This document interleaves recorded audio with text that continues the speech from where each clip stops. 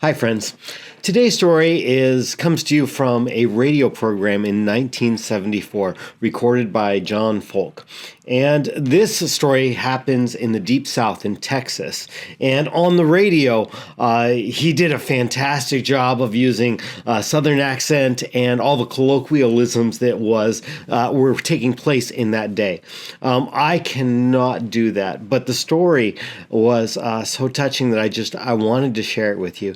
And it begins with John. He's driving his truck, and he's driving it through a part of Texas that is known just for its abject poverty. There's very little around in terms of wealth, and it's a bitter cold day. It's the day after Christmas, and he's driving a truck, and he sees a boy on the side of the road, and the boy's walking.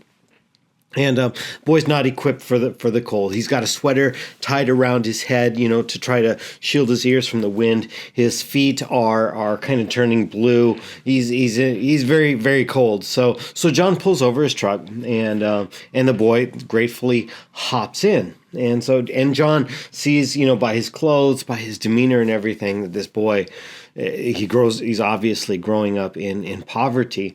And so he decided he's not going to say anything about Christmas, because the families around that place, they didn't usually have Christmas because there was nothing to celebrate with. And so he asks the boy where he's headed, and he says, "I'm headed down there. I'm going to go see my cousin." And so John begins to drive, and the boy starts talking. He says, "I wanted to show my cousin what I got for Christmas," and he had an orange in his hand. So John thought, okay, well, he mentioned Christmas, so I'll ask him, "How was your Christmas?" And the boy started in on his story. He said several days ago his dad was told to go to town because a woman had come by and said that anybody who goes to town that day, there would be stuff for their family for Christmas. And so his dad hitches up the wagon and everything. They didn't have an automobile, and he goes down, and he told his many children and his wife, says, "Don't get excited. This is probably absolutely nothing. I'm probably coming back with nothing. Don't get excited." And he left. But of course the kids were excited, and the wife was hoping too. And so he eventually comes back, and everybody's trying to act like they're not excited, but they were.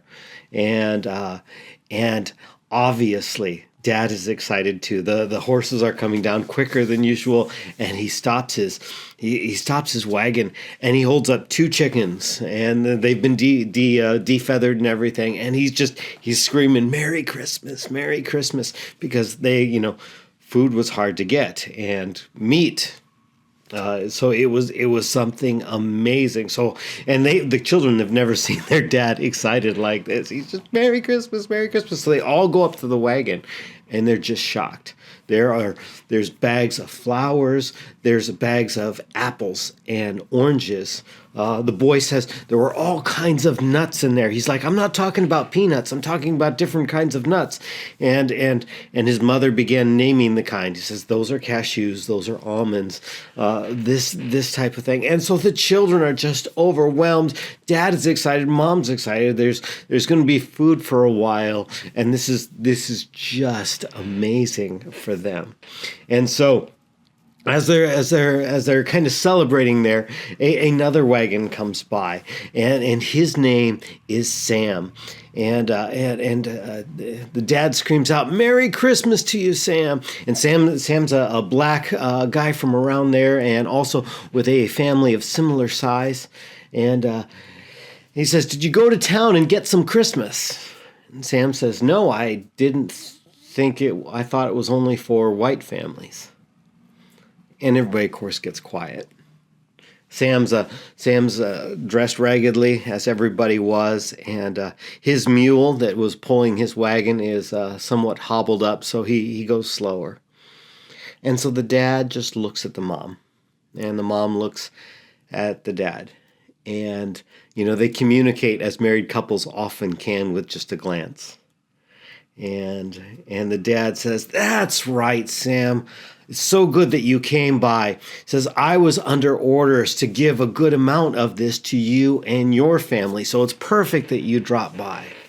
And of course, Sam knows that wasn't the case, and so he smiles and in such a way say, "Really? Really?"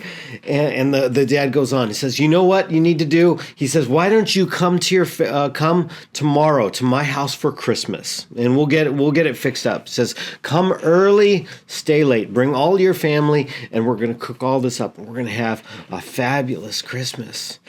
And Sam says, "Are you sure? Really?"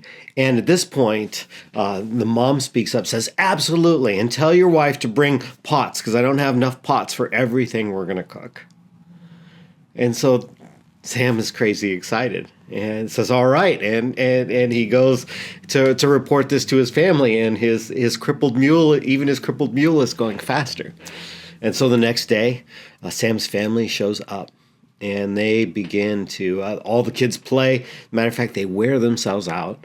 And the kitchen is off limits. The two ladies are just cooking and cooking and cooking such a meal that these kids have never seen.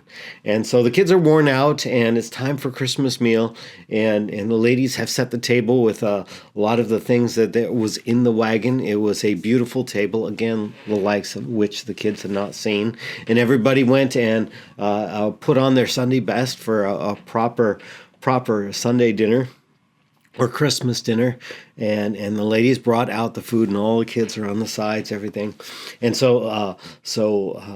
and Sam's asked to pray. Says, "I know you're a deacon. Why don't you pray for the food?" And he doesn't bow his head. See, he lifts up his eyes and just thanks God for the food and for friends and for family, and they dig in. And the kids are excited because there's an apple and an orange and striped candy at every plate, and that's only dessert. That wasn't the meal. They were getting chicken, they were getting potatoes, they were getting, bread, and then it was a fantastic time. And so again, kind of this boy's relating this as he's driving down. He's driving down the road toward his cousin's house with an orange to demonstrate to his cousin kind of what had happened. And so the driver says, "It sounds like a pretty good Christmas." And he said, "Sir, it was the best Christmas in the United States." Blessings, my friends. Don't forget the important things this season. Take care.